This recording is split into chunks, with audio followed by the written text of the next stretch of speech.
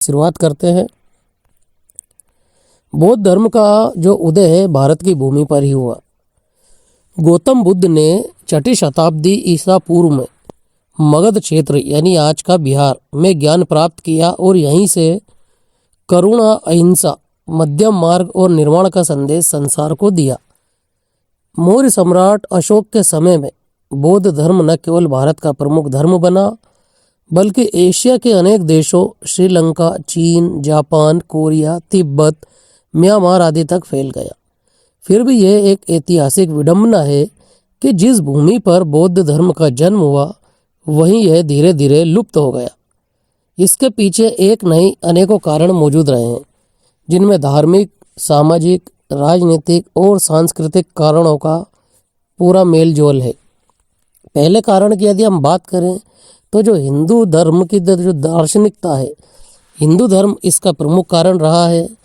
चूँकि बौद्ध धर्म और वैदिक धर्म दोनों अलग अलग परंपराएं थी, परंतु इनमें कुछ समानता भी थी, जैसे कर्म और पुनर्जन्म का सिद्धांत, मोक्ष और निर्माण की अवधारणा, ध्यान और तपस्या का महत्व, अहिंसा और नैतिक जीवन। इस निकटता के कारण हम जनमानस के लिए ये स्पष्ट भेद करना कठिन हो गया कि वे हिंदू रहें या बौद्ध। धीरे धीरे बौद्ध धर्म को हिंदू परंपरा ने अपने भीतर समाहित कर लिया, यानी कि हिंदुओं ने बौद्ध परंपराओं को स्वीकार कर लिया और कई महत्वपूर्ण जो बौद्ध धर्म के सिद्धांत थे वो हिंदुओं ने अपना लिए। दूसरा जो कारण है बुद्ध को विष्णु का अवतार बताना, ये सबसे बड़ा कारण रहा है। भारतीय जनमानस में ये झूठ फैलाया गया, प्रचार किया गया कि बुद्ध विष्णु का अवतार है। इस प्रकार जो बुद्ध में विश्वास करने वाले लोग थे उन्होंने भी हिंदू धर्म की ओर अपना रुख कर लिया कि आखिर ये बुद्ध विष्णु के अवतार है, जो कि एक झूठ था। पुराणों में गौतम बुद्ध को विष्णु का अवतार बताना सरासर बेईमानी है। बुद्ध के विचारों को चुनौती देने के बजाय उन्हें अपना लिया गया। बौद्ध धर्म एक स्वतंत्र धार्मिक पहचान खो बैठा। जनता ने बुद्ध धर्म को अलग पंथ मानने की आवश्यकता ही नहीं समझी। तीसरा जो कारण रहा है ब्राह्मणवाद का पुनरुत्थान। एक समय ऐसा था जब पूरे भारत पर बौद्ध धर्म का राज हो गया था, जिसके जीता जागता उदाहरण चक्रवर्ती सम्राट अशोक है। और लगभग सभी जो इस देश के वासी थे उन्होंने अपने आप को बौद्ध में बना लिया था, परंतु ब्राह्मणों ने षड्यंत्र पूर्वक बौद्ध धर्म का पतन कर और उनके जो अनुयायी थे उन पर अत्याचार शुरू कर दिया, जिसका प्रारंभिक काल बौद्ध धर्म में ब्राह्मणवादी कर्मकांड, जाति व्यवस्था और यज्ञ परंपरा का विरोधी रहा है। बुद्ध ने हमेशा ब्राह्मणवाद के जो कर्मकांड है और जो आडंबर है, जो ढोंग है, पाखंड है, उस पर प्रहार किया था। यहीं से ब्राह्मणों के बीच और बौद्धों के बीच एक जो तकरार है वो चालू हो गई थी और ब्राह्मणों ने अपनी रोजी रोटी यानी कि जब उनका भांडा फूटने लगा तो वो बौद्ध धर्म के विरोध में खड़े हो गए और जितने भी जो राजा और शासक हुए उन्होंने बौद्ध धर्म को नष्ट करने में ब्राह्मणों से सलाह मशवरा किया और बौद्ध धर्म को ब्राह्मणों ने उखाड़ फेंका। उसका प्रमुख कारण भी यही है, जो कि 6ठी और 4ठी शताब्दी के गुप्त काल के आसपास देखने को मिला।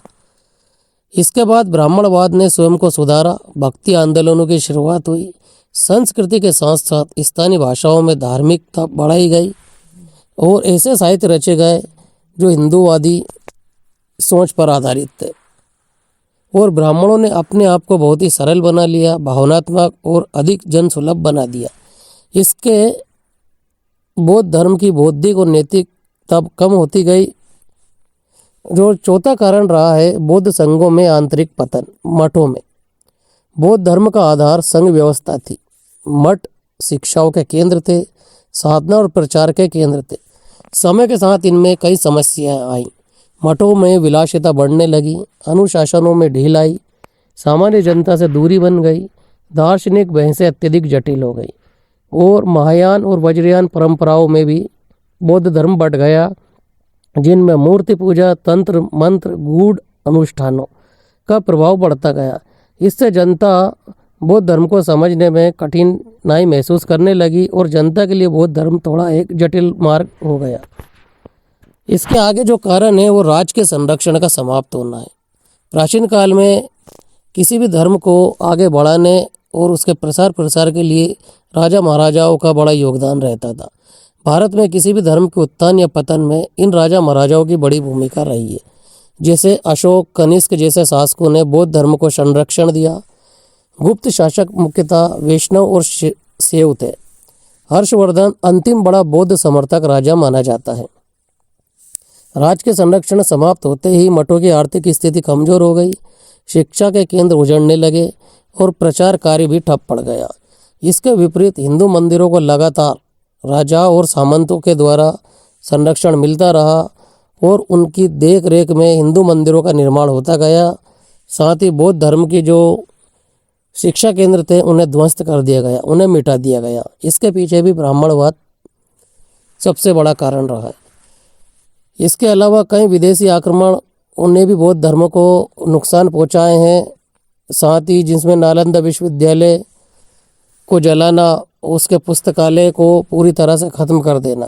साथ ही इन संस्थानों के नष्ट होने से बौद्ध शिक्षा परंपरा टूट गई।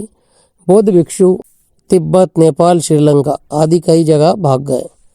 भारत में बौद्ध धर्म का बौद्धिक केंद्र धीरे धीरे समाप्त हो गया। भक्ति आंदोलनों के प्रभाव ने मध्यकाल में रामानुजाचार्य, शंकराचार्य, मध्वाचार्य, कबीर, तुलसीदास, चैतन्य महाप्रभु जैसे संतों ने भक्ति को लोकप्रिय बनाया। जाति की उपेक्षा, भक्ति पर जोर ज़्यादा हुआ। सरल भाषा और भावात्मक अपील, ईश्वर से व्यक्तिगत संबंध। जो कार्य पहले बुद्ध धर्म कर रहा था, जनता को कर्मकांड से मुक्त करने का, वही काम अब ये भक्ति परंपरा में आने से इन महापुरुषों ने किए, जिससे बौद्ध धर्म के प्रति एक और रूखापन आ गया और बौद्ध धर्म के साथ ये प्रतिद्वंदी भी आगे बढ़ते रहे। बौद्ध धर्म का जो अत्यधिक बौद्धिक हो जाना है वो ये था कि बौद्ध दर्शन समय के साथ बहुत ही कठिन होता चला गया, दार्शनिक और शास्त्रीय बन गया। नागार्जुन, वसुबंधु, दिगनाग जैसे आचार्यों ने उच्च कोटि का दर्शन रचा। यह आम जनता की पहुंच से दूर था। स्थानीय लोक परंपराओं से जुड़ाव कम हो गया। इसके विपरीत हिंदू धर्म लोक देवताओं, उत्साह और रीति रिवाजों से जुड़ता रहा और साधारण आदमी को अपनी ओर आकर्षित करता रहा। सामाजिक आधार का कमजोर होना भी बौद्ध धर्म के पतन का एक कारण है। मुख्यतः भिक्षु संघ पर आधारित था, गृहस्थ जीवन को कम महत्व देते थे, जबकि हिंदू गृहस्थ, किसान, व्यापारी सभी से जुड़ा रहा। पारिवारिक और सामाजिक जीवन के साथ सहज रूप से घुल मिल गया। इससे बौद्ध धर्म का सामाजिक आधार धीरे धीरे सिकुड़ता गया। बौद्ध धर्म का जो विदेशों में फैल जाना भी भारत में कम होने का एक कारण रहा है। और अंत में हम ये कह सकते हैं कि जो आधुनिक काल है इसमें ही बौद्ध धर्म का पुनर्जागरण हुआ है। जबकि बौद्ध धर्म पूरी तरह से जिस समय समाप्त हो चुका था, उसी समय डॉक्टर भीमराव अंबेडकर ने एक ऐसी क्रांतिकारी कदम उठाया और इस देश में फिर से बौद्ध धर्म को जीवित कर दिया और उन्होंने एक नई शाखा नवयान बौद्ध आंदोलन चलाया। बौद्ध धर्म को पुनः स्थापित कर दिया, जिसमें बोध गया, सारनाथ, कुशीनगर जैसे स्थलों का भी विकास हुआ और एक नई पहचान उन्होंने आधुनिक समय के भारत को दी। आज भी हम लद्दाख, सिक्किम, अरुणाचल प्रदेश, महाराष्ट्र में बौद्ध धर्म के सक्रिय केंद्र देख सकते हैं। वैश्विक स्तर पर बौद्ध धर्म का प्रभाव भी बढ़ता रहा। निष्कर्ष तौर पर भारत से बौद्ध धर्म का लगभग लुप्त हो जाना किसी एक घटना का परिणाम नहीं था। हिंदू धर्म में समावेश, ब्राह्मणवाद का पुनरुत्थान, राज के संरक्षण में अभाव, मठों का पतन, विदेशी आक्रमण और सामाजिक सांस्कृतिक में बदलाव जैसे अनेक कारणों का संयुक्त परिणाम था। फिर भी यह कहना गलत होगा कि बौद्ध धर्म पूरी तरह से समाप्त हो गया। उसके मूल्य अहिंसा, करुणा, ध्यान और मध्यम मार्ग आज भी भारतीय संस्कृति की आत्मा में जीवित है। वीडियो यहीं समाप्त होता है। यदि वीडियो आपको जानकारी की दृष्टि से पसंद आए तो इसे अपने मित्रों में शेयर कीजिए और लाइक कीजिए। चैनल पर यदि आप नए तो चैनल को सब्सक्राइब जरूर कर लीजिए। धन्यवाद।